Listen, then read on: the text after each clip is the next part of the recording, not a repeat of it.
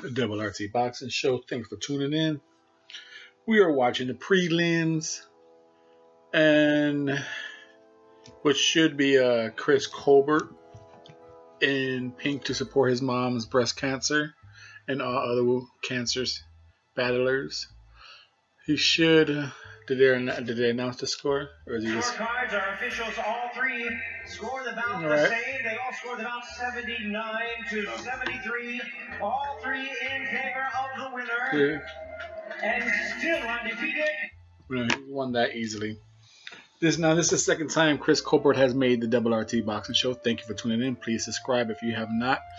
And he's definitely one to watch out for. I always forget that Chris Colbert is Baby B-Hop. I always forget that because, like I said, I created this show a year and a half ago, and I was hearing the name about some young kid named Baby B-Hop, Baby B-Hop. I kept hearing the name in boxing shows, YouTube's articles, and then I come across and I see this green haired dude on PBC.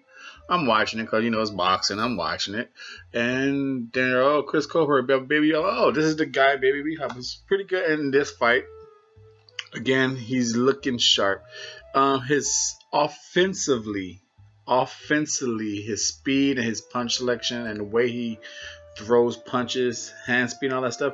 He reminds me of the guy who's fighting tonight against Tuck Nambiar. He reminds me of Claudio Ramiro.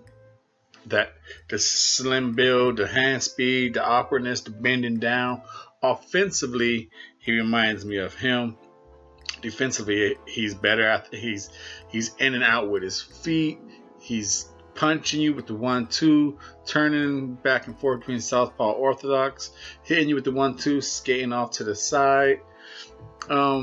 What I did notice, like I said, he was just picking him off that who beating Josh Hernandez. Colbert was just picking him off, turning him, and then about round 4, he just realized he was too fast for him, put his hands down to his side, hitting him with the 1-2, starting in round 5, he was backing himself into corners, throwing counter uppercuts. The only chance Josh Hernandez really had was when he was on the ropes, and Colbert was putting himself on the ropes, so you can't get too much confidence in that.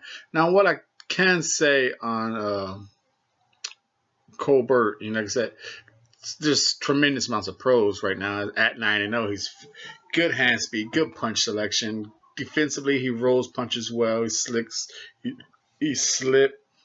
punches. He's crafty and countery off the ropes. He controls ring generalship. He controls center of the ring. It looks like he can do it all.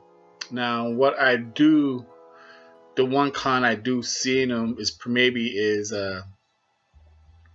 he's obviously speed is his factor.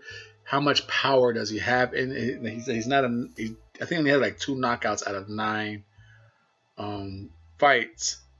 So the power, if someone could maybe break him down, take him to the waters, handle his speed, or he finds is not as easy to hit, maybe someone who could break his body down might wear him down, take away some of that, slow him down just a few seconds.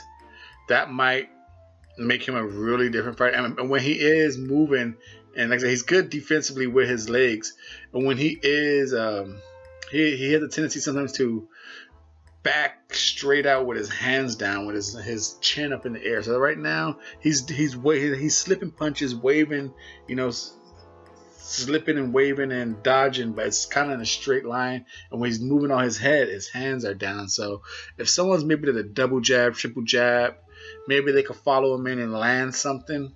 But like I said, right now at 9-0, Colbert is he made his second stop on the show.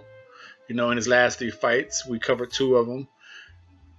Like what I see in him, we're going to keep covering him as long as we can somehow get his fights to be viewed. This is the Double RT Boxing Show. I'm your host, Mr. A. Thank you for tuning in. Please subscribe.